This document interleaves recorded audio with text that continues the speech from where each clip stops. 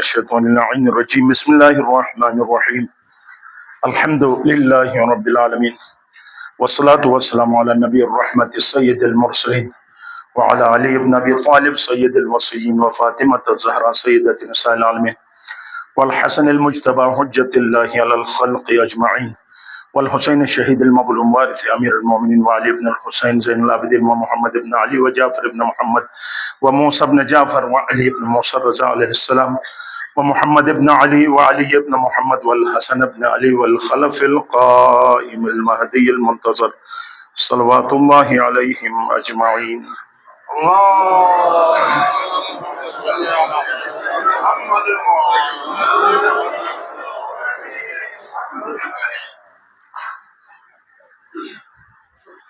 یا ایھا الذین آمنوا اتقوا اللہ وکونوا مع الصادقین، ایمان والو تقوی اختیار کرو اور سچوں کے ساتھ ہو جاؤ۔ یہ اللہ کا حکم ہے کہ جہاں کہیں بھی ہم ہیں ہم نے سچوں کے ساتھ دینا ہے، چاہے وہ 14 سچے ہوں جو کامل معصوم 100% عصمت کے اس دائرے میں ہیں، چاہے وہ جو دوسروں کی نسبت سچا ہو، ان کے ساتھ دینا ہمارا فرض بنتا ہے۔ اور یہ کوئی اوپر سے نازل نہیں ہوگا۔ ان اللہ لا یغیر ما بقوم حتی یغیروا ما بانفسہم۔ اللہ کسی قوم کی حالت نہیں بدلتا جب تک وہ اپنی حالت خود نہ بدلے۔ اپنی حالت بدلنے کی ضرورت ہے۔ اللہ نے ہمیں وہ سب کچھ دیا ہوا ہے کہ اور ہمیں حکم بھی دیا ہے کہ آپ اپنی حالت بدلیں۔ کس طرح؟ اہل ایمان اور خصوصاً جوانوں کی ذمہ داری ہے غیبت کبریٰ میں وہ قرآن سے وابستہ ہوں۔ جو قرآن سے وابستہ نہیں ہے وہ کبھی سچوں کے ساتھ نہیں ہو سکتا۔ اس کے پاس وہ کسوٹی ہی نہیں ہوتی ہے کہ کون باطل ہے اور کون حق ہے۔ اور قرآن ایک بولتا قرآن ہے، ایک قرآن صامت خاموش قرآن ہے، ایک گونگا قرآن ہے۔ دوسری بات، علم حاصل کرے، تعلیمی معاملات میں باب العلم کے ماننے والے پیچھے نہ ہوں۔ ہماری ذمہ داری یہ ہے۔ اور دشمن کے سازشوں سے آگاہ رہیں۔ اس وقت انٹرنیشنل لیول پہ کیا سازشیں ہو رہی ہیں ہمارے خلاف، نیشنل لیول پر، علاقائی لیول پر کیا دشمنیاں ہو رہی ہیں، اس کو پرکھنے کی بہت ضرورت ہے کہ ہم وہ کام کریں جو اس ملت کے فائدے میں ہو، اللہ خوش ہو۔ بس اللہ اگر خوش ہوتا ہے کریں۔ اللہ کی رضایت ہے تو پھر رسول کی رضایت ہے، پھر اہل بیت کی رضایت بھی اسی میں۔ اور خصوصاً بعض دفعہ بعض باتیں میں جب کرتا ہوں تو لوگ یہ سمجھتے ہیں کہ شاید یہ کسی خاص گروہ خاص پارٹی کے ساتھ ہے۔ نہیں، میں کسی کے ساتھ نہیں۔ اس محراب میں کھڑے ہونے کے بعد جتنے بھی پارٹیوں کے لوگ ہیں وہ میرے ہیں، وہ نماز پڑھنے کے لیے آتے ہیں۔ یہاں میرا حق نہیں ہے۔ میں کلیات پہ بات کرتا ہوں، کلی باتیں آپ کی خدمت میں عرض کروں گا، جزئی باتیں مصداق میں تعین نہیں کر سکتا۔ لیکن آپ سے دستبستہ میری گزارش یہ ہے کہ آگاہی بہت ضروری ہے۔ اخلاق و کردار کا مضبوط ہونا ہماری ذمہ داریوں میں سے، جوانوں کی ذمہ داریوں میں سے ہے۔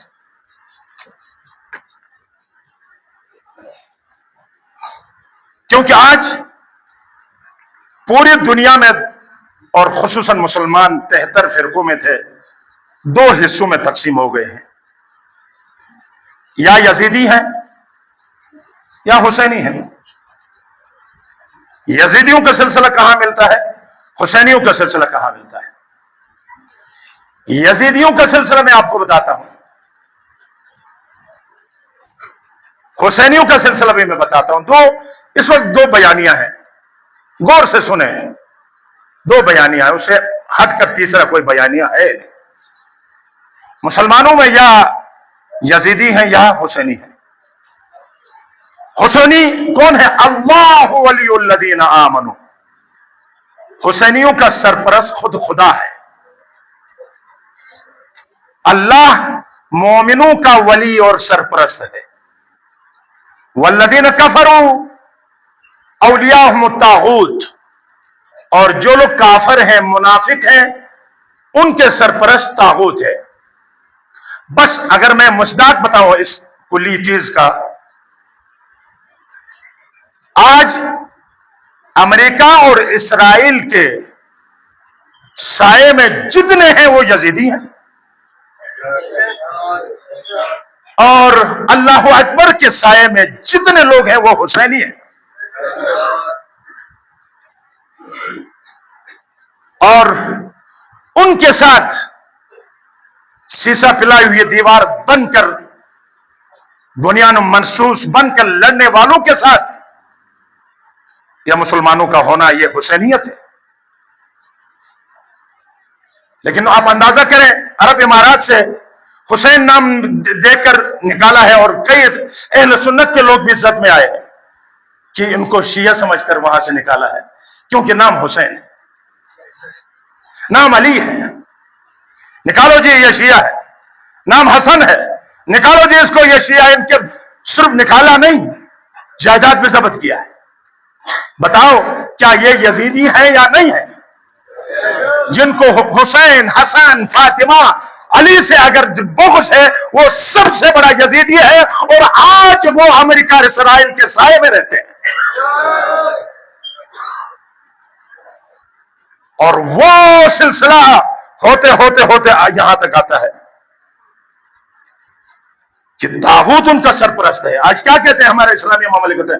امریکہ کے ساتھ بنائے رکھنا ہے ورنہ ہماری خیر نہیں ہے۔ اللہ کہتا ہے یہ کہ سپر طاقت خدا ہے، لا الہ الا اللہ، لا کہو، اللہ کے علاوہ سپر طاقت صرف خدا ہے اور کوئی دوسرا نہیں ہے۔ اور ہمیشہ فضاؤں میں یہ آواز سنی شیعہ بلند کرتے ہیں۔ اب دیکھنا حج پہ جا کر کنکر مارتے ہیں، کس کو؟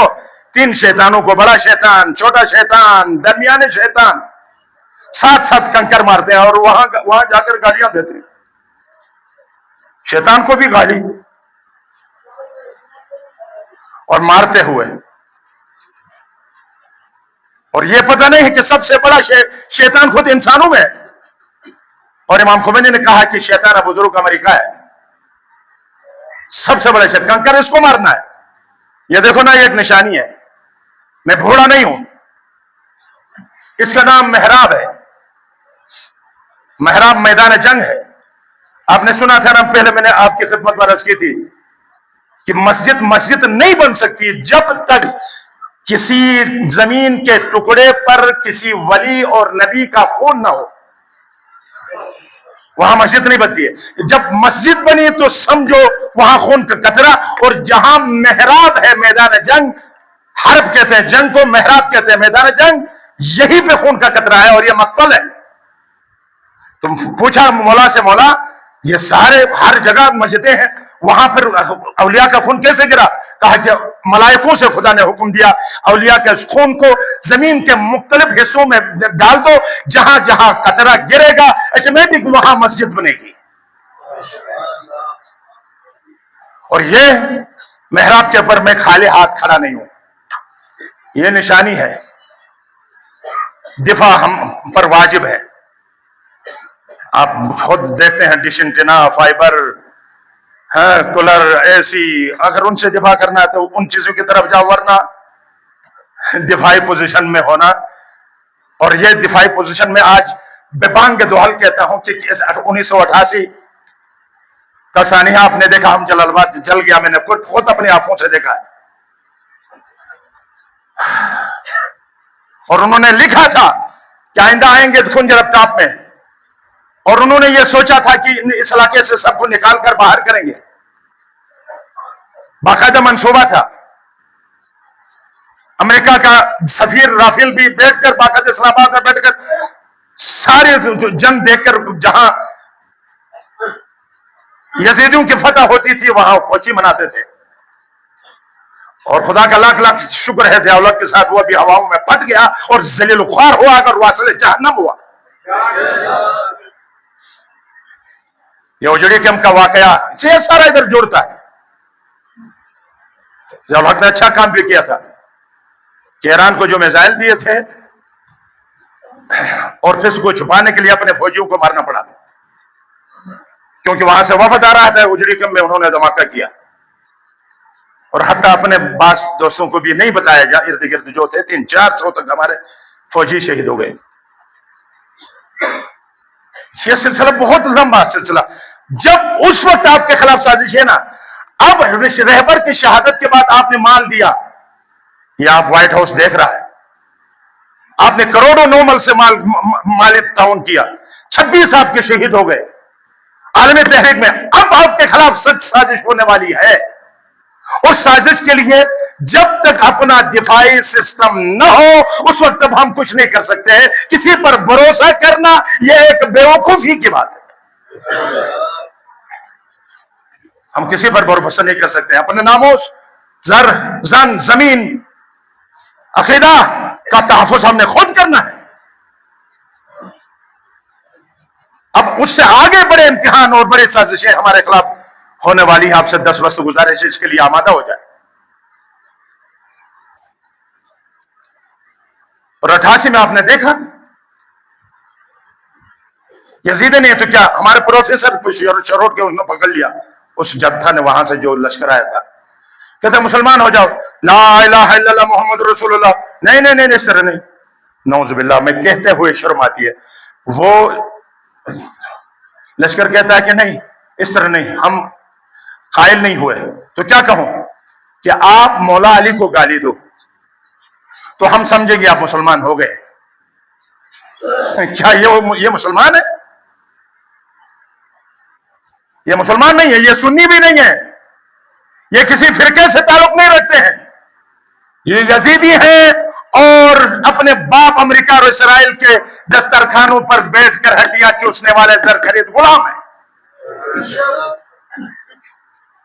ایسے انہی دنوں میں، اور ایک بہت بڑا، صرف جلال آباد کا نہیں تھا یہ سانحہ، پورے گلگت اور جلال آباد والوں کو آپ سلام کہیں، سکر والوں کو آپ سلام کہیں کہ وہاں جا کر انہوں نے آگے روک لیا اپنی جانیں دے کر۔ تو یہ میں یہاں کے بڑوں سے، بزرگوں سے گزارش کروں گا کہ یہ برسی جو ہے نا 88 کی برسی ہر علاقے میں ہونا چاہیے، اور نومل میں بھرپور طریقے سے برسی منانے کی ضرورت ہے، لیکن نہیں مناتے ہم، اور یہ سوچتے ہیں کہ شاید ادھر ہوا تو وہ منائیں۔ وہ تو صرف دروازہ تھا، آپ کی طرف آنا چاہتے تھے، انہوں نے روک لیا، اور یہاں سے بھی نوجوانوں جا کر روک لیا، نگر سے بھی جوان آ کر وہاں روک لیا، لیکن وہ علاقہ دروازہ تھا، وہ بارڈر تھا۔ اس لیے آپ سے 10 بستہ میری گزارش ہے کہ پھونک پھونک کر قدم رکھیں۔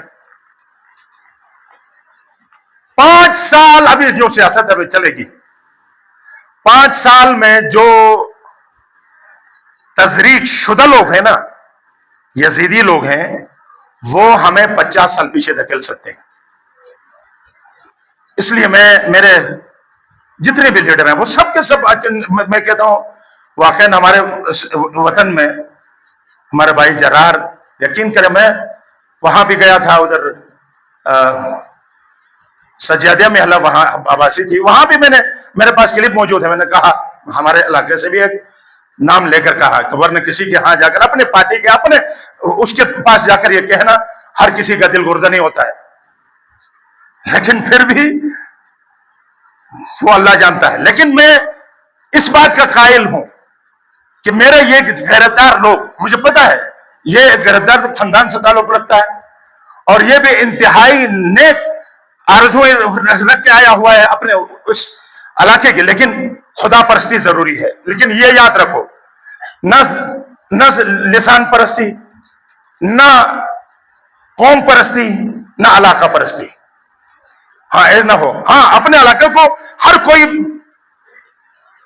ڈیولپ کرنا چاہتا ہے، اس کو ترقی دینا چاہتا ہے، یہ تو ہر کی خواہش ہے، یہ الگ بات ہے، لیکن اگر یہ سبب بنے کہ ہم مکمل طور پر محروم ہو جائیں تو پھر یہ ہم نے خدمت نہیں کی. خدمت تب کریں گے ہم اس بات کو، یہ خود جانتے ہیں، مجھے اس کی کچھ کہنے کی ضرورت نہیں ہے، یہ خود جانتے ہیں. آپس میں بیٹھیں، آپ یہاں 6 تھے، ان میں سے ایک جرار کو آپ نے کھڑا کیا، 6 کے 6 نہیں آئے، ایک دوسروں کے لیے ڈرا ہو گئے. اب 3 ہے تو یہ 3 بھی آپس میں بیٹھیں اور ایسا کام کریں جس سے یہ سارا معاشرہ کے اندر خوشحالی آئے. کم از کم ہمارے معاشرے میں تبدیلی یا ڈیولپ نہیں ہوتا ہے فرض کریں تو کم از کم یہ تو ہوگا کہ ہم پر جو حملے ہوں گے وہ حملے کم از کم رک جائیں گے. اتنا تو کسی کا ضمیر ہوگا نا. لہٰذا آپ سے میرے 10 بستہ گزارش ہے، اس دفعہ پھونک پھونک کر قدم رکھنے کی ضرورت ہے، کیونکہ ہمارے یہ اثر صرف علاقے کی حد تک نہیں ہے، حلقے کی حد تک نہیں ہے. یہ اثر جائے گا کدھر؟ اسلام آباد سے جائے گا کدھر؟ غزہ، فلسطین. وہاں تک ہمارا یہ اثر ہے، انٹرنیشنل لیول پہ اس کا اثر ہے.